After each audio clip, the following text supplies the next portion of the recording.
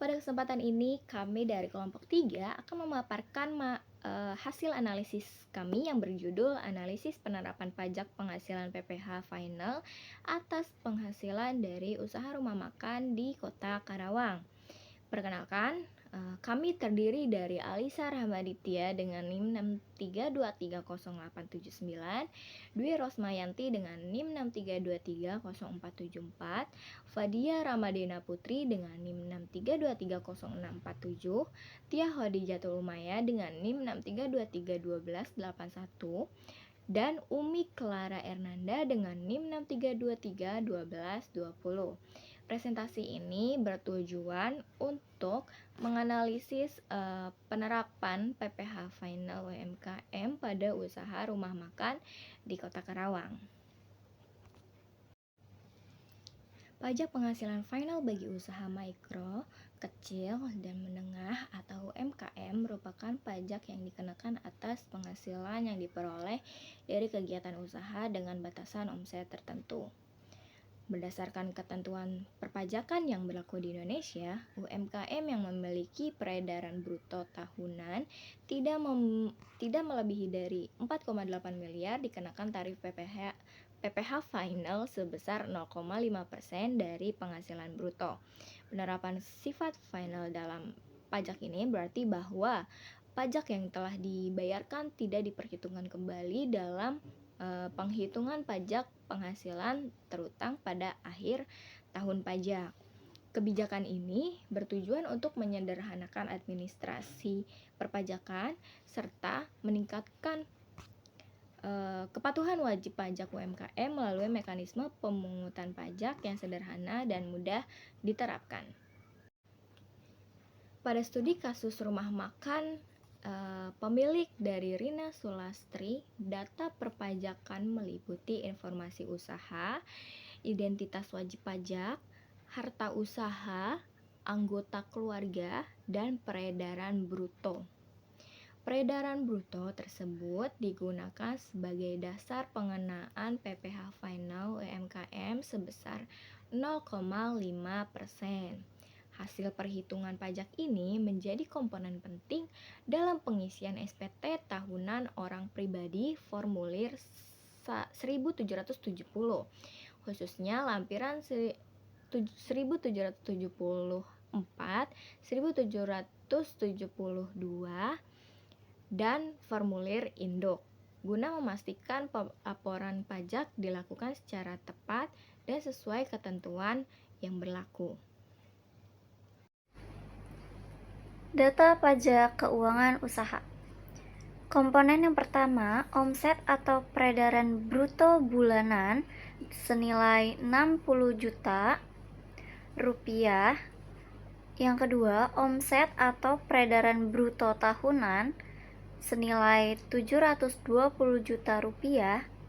Yang ketiga, biaya operasional bulanan senilai 35 juta rupiah. Dan yang keempat, laba sebelum pajak senilai 25 juta rupiah. Data harta usaha. Yang pertama, kas usaha di tahun 2024 yaitu senilai 8 juta rupiah. Yang kedua, peralatan masak di tahun 2020 senilai 5 juta rupiah. Yang ketiga, peralatan restoran tahun 2020 yaitu 4 juta rupiah. Yang keempat, komputer kasir di tahun 2021 3.500.000 rupiah. Yang kelima, motor operasional di tahun 2020 seharga 8 juta rupiah.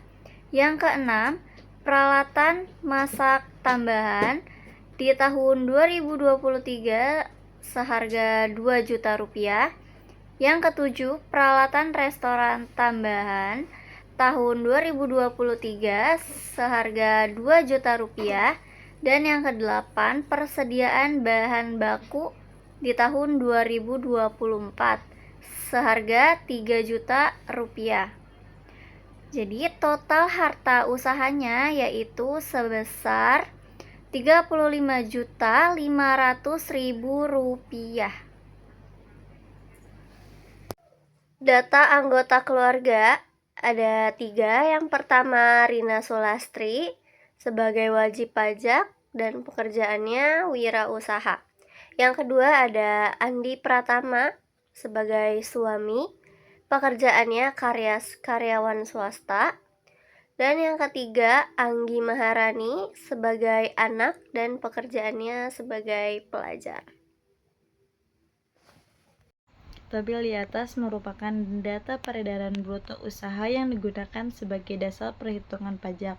Usaha yang dijalankan ini beralamat di Perum Gading Elok 1 Blok M2/15, Johar Baru, Karawang Wetan, Kecamatan Karawang Timur, Kabupaten Karawang, Provinsi Jawa Barat, dan termasuk dalam kategori usaha UMKM. Berdasarkan data yang ada, total peredaran bruto selama 1 tahun pajak tercatat sebesar Rp720 juta, yang berasal dari omset usaha per bulan sebesar Rp60 juta. Karena omset usaha masih berada di bawah batas UMKM, maka perhitungan pajak yang digunakan adalah PPh final sebesar 0,5% dari total peredaran bruto tersebut. PPh final yang harus dibayarkan sebesar Rp3.600.000. Data peredaran bruto ini selanjutnya digunakan dalam pengisian SPT tahunan, khususnya sebagai dasar perhitungan kewajiban pajak. Selanjutnya yaitu pengisian formulir 1770 lampiran 4. Diawali dari bagian atas formulir dengan mengisi tahun pajak, yaitu tahun pelaporan SPT.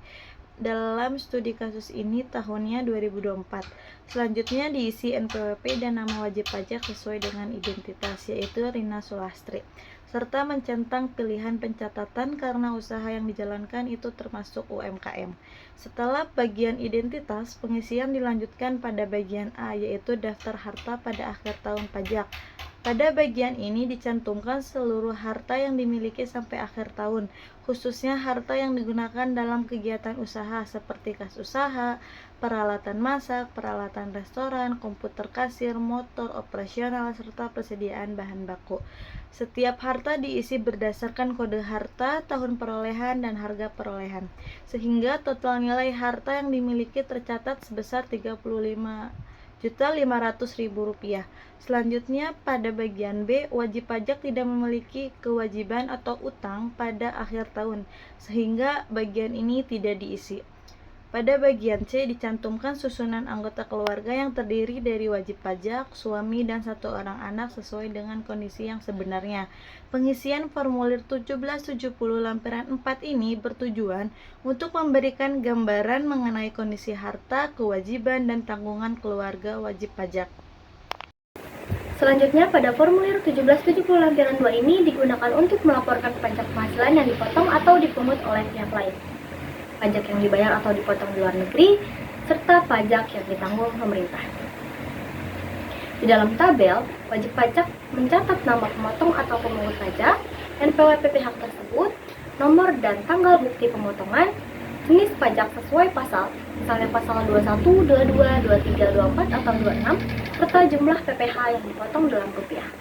Apabila wajib pajak tidak memiliki penghasilan yang dipotong pihak lain atau tidak ada pajak yang dibayar di luar negeri, maka bagian ini akan tetap kosong atau di-strip.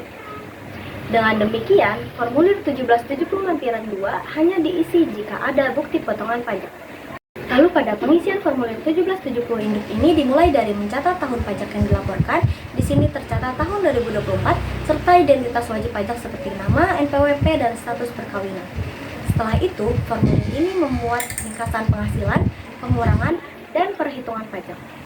Namun, bagi wajib pajak yang menggunakan skema PPh final PP 46 tahun 2013, perhitungan penghasilan neto dan pengurangan tidak digunakan karena pajak langsung dihitung dari omset usaha dengan tarif final tertentu. Oleh sebab itu, banyak kolom pada formulir induk ditandai dengan strip untuk menunjukkan bahwa bagian tersebut tidak relevan. Formulir 1770 induk berfungsi sebagai ringkasan akhir SPT tahunan yang menggabungkan data dari lampiran-lampiran dan daftar omset. Bagian yang kosong bukan berarti ada kesalahan. melainkan menandakan bahwa wajib pajak tidak memiliki data yang sesuai untuk diisi. Misalnya, tidak ada pemotongan pajak oleh pihak lain atau tidak ada utang usaha. Fokus utama bagi wajib pajak dengan PPh final adalah pada daftar peredaran bruto dan PPh final, yang menunjukkan omset usaha dan jumlah pajak final yang sudah dibayarkan.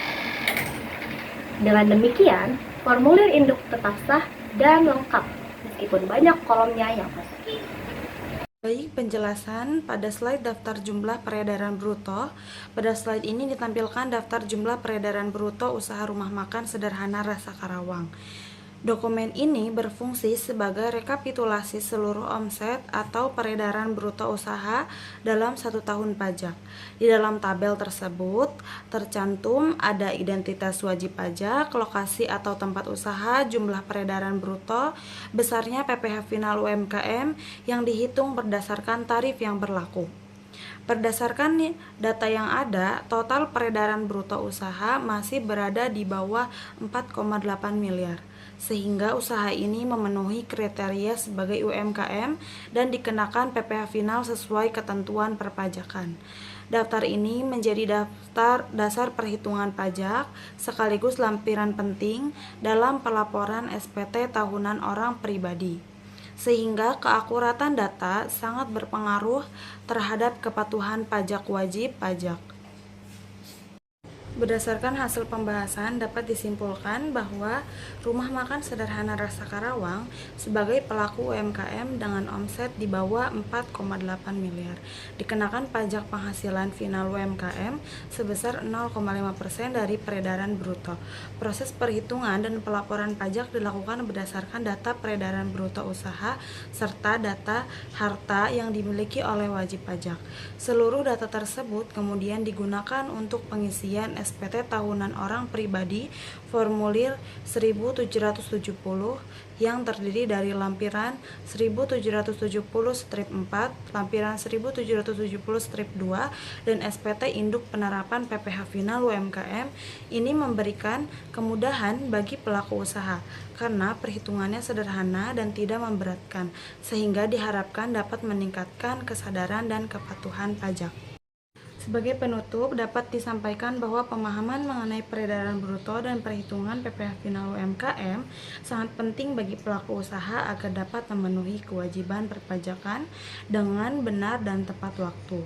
Dengan adanya sistem perpajakan yang sederhana bagi UMKM, diharapkan pelaku usaha dapat lebih fokus dalam mengembangkan usahanya tanpa mengabaikan kewajiban sebagai wajib pajak. Demikian pemaparan yang dapat kelompok kami sampaikan.